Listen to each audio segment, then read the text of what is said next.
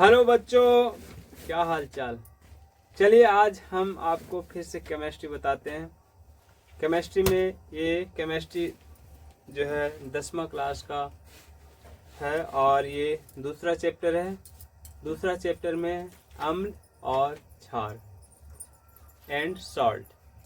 तो आइए जानते हैं कि एसिड, बेस एंड सॉल्ट में क्या क्या होता है। एसिड में आप जानते हैं हाइड्रोक्लोरिक अम्ल, सल्फ्यूरिक अम्ल, नाइट्रिक अम्ल और एसिटिक अम्ल होता है। ये 4 अम्ल जो है वो आपके बोर्ड में पूछा गया है और इसे बढ़िया से पढ़ना है। और उसके बाद क्षार है। क्षार क्या होता है, थोड़ा इसका परिभाषा जान लेते हैं। उससे पहले क्षार की परिभाषा से पहले थोड़ा अम्ल का परिभाषा जान लेते हैं। अम्ल का परिभाषा क्या है? अम्ल वह पदार्थ है जो खाएंगे तो खट्टा लगेगा, बहुत खट्टा। जैसे आप आम खा लिए, आह खट्टा लग रहा है। नींबू, नींबू में अम्ल है। संतरा, संतरा में अम्ल है। तो जो खाने में खट्टा लगे उसमें अम्ल है। चलिए तो एक एक करके अम्ल को देखते हैं और उसका सूत्र क्या होता है उसे देखते हैं। जैसे पहला है हाइड्रोक्लोरिक अम्ल। तो हाइड्रोक्लोरिक के बारे में तो बताइए आपको। हाइड्रोक्लोरिक का सूत्र HCl होता है, HCl हाइड्रोक्लोरिक अम्ल।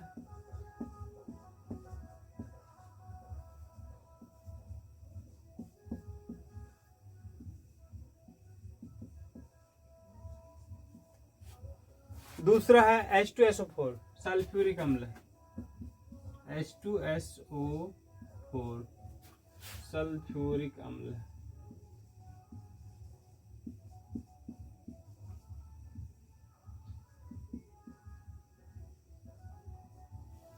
तीसरा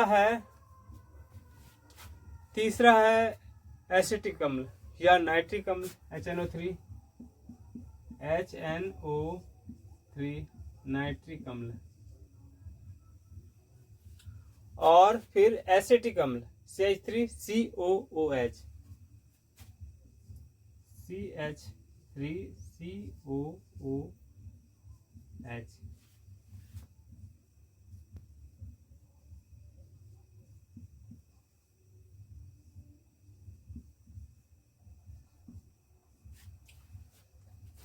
यही 4 अम्ल है और बोर्ड एग्जाम में इसी से संभवतः सवाल पूछा जाता है। HCl, H2SO4, HNO3, CH3COOH।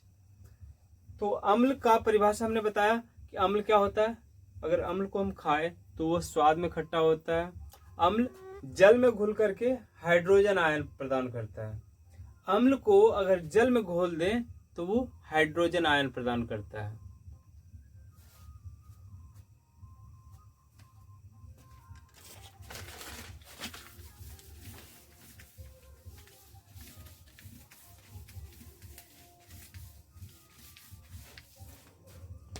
जैसे देखिए HCl को H2O में घोलेंगे तो H3O प्लस Cl माइनस। यहाँ पर देख रहे हैं ये जो हाइड्रोजन आयन है वो अकेला नहीं रहता है, वो जल के साथ घुल जाता है और हाइड्रोनियम आयन बनाता है। Hydronium ion.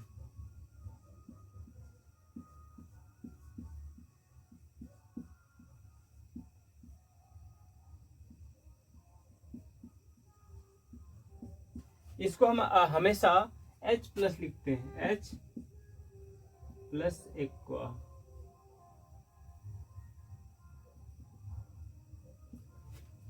H प्लस लिखा जाता है मतलब हाइड्रोनियम आयन। हाइड्रोजन आयन जो है वो जल के साथ घुला हुआ है, वो अकेला नहीं रह सकता है, इसलिए जल के साथ घुला हुआ है। उसी तरह सल्फ्यूरिक अम्ल, नाइट्रिक अम्ल, एसिटिक अम्ल जल में घुल करके हाइड्रोजन आयन प्रदान करता है।